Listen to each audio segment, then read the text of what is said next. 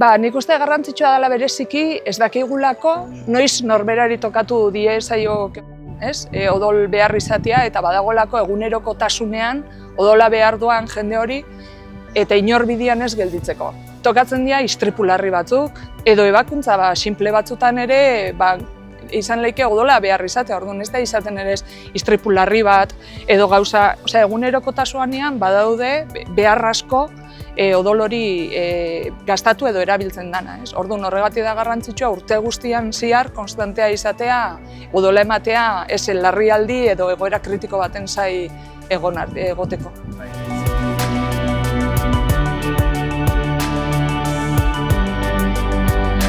Ze sustantzia edo ze material edo boltza osa behar dauna, igual bate behar ditu 4 boltsa.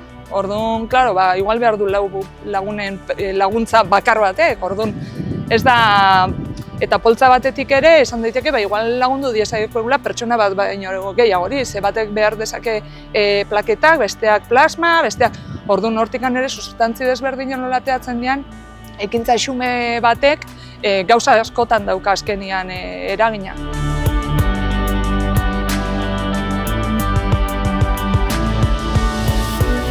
Nik esango nuke, Gipuzkoa mailan izango dugu estoka nolabait mantentzen dugu, baino gero eta gehiago kostatzen da aldaketa generazional hori ematea, ez? Eta orduan kostatzen da tabarra eman behar hori ez izatea jendearen gertutasun hori eukitzeko, etortzea animatzeko eta estok hori mantentzeko hori, ez? Beharra dakan inork ez gelditzeko gabe. Udaran, juten geha oporretara, eta hasten zaigu, egunerokotasun horretan badagoela jendia segitzen duna odola behar izaten. Orduan, udara adibidez izaten da, edo Aste Santu aurretikan hor egoten dira, edo Gabon aurrea hor egoten dira, fetxa batzuk, nun berezeki egiten dugun deialdia, jendiari ahaztu egiten zaiolako, baina horrek ez du nahi esan hor bakarri behar danik edo hor bakarri jun behar danik, ez? Urtean behin jungo balitz ere, igual asko ingo genuke, ez? Atzetik jardun biharrian.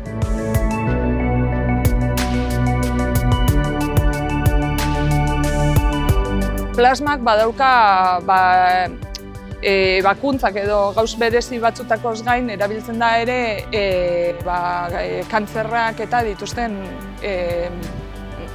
material bat iteko, medikamentu bat edo iteko. Orduan badagor behar bat asetu behar degunak autosuficienteak edo nolabait izateko eta behar hori asetzeko.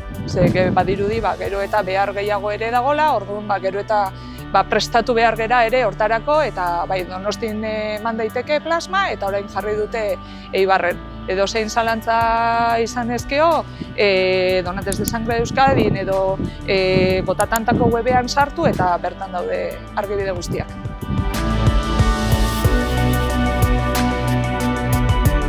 Hasiera baten, 18 urtetik gora, 50 kilo baino gehiago eta osasuntsu balima zaude. Ze gero egia da, batzuk ez edo tatuajia indet eta ezin dut eman odola. Ez, badago denbora bat eta gero jun daiteke. Edo bidaiatu dut, depende nora bidaiatu dezun, denbora batzu daude, luzeagoak, hilabete batzuk, itxiago, orduan.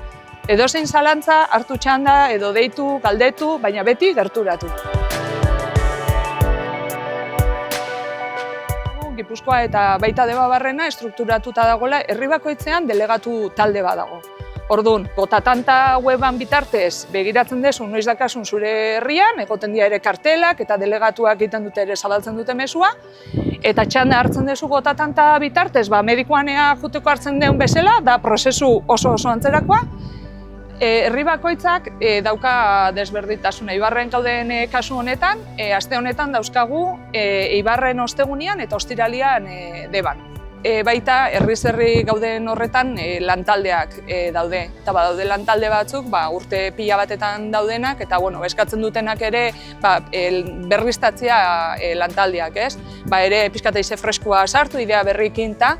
Eta Eibarko taldean gustatuko litzaiguke Luruzdiakin eta jendia gerturatzea eureri esku bat botatzera, eta bide batez Mutrikuko lantaldeak errelego zuzen eskatzen du, orduan ia baten bat gerturatzen zaigun, lantalde gazte freskoren bat, eta urtarrietik aurrera berarekin pixkat aldaketa egin eta bideratzea daukagun Mutrikuko odolateraketak ere aurrera eramaten segitzeko.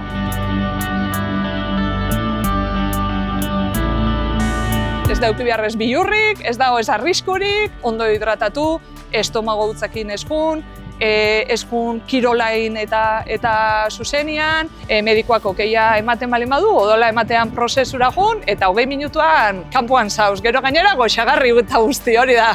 Badago jende bat esatuna pixkanekea sentitzeula, baina azkenean, zu pentsatu behar zu, gorputzak odola berrestat, baina ez da ez derrigartzen gaina, gehiago esango nuken ikusten dut gizonentzako ona dela, porque da odola berriztatzeko era oso natural bat.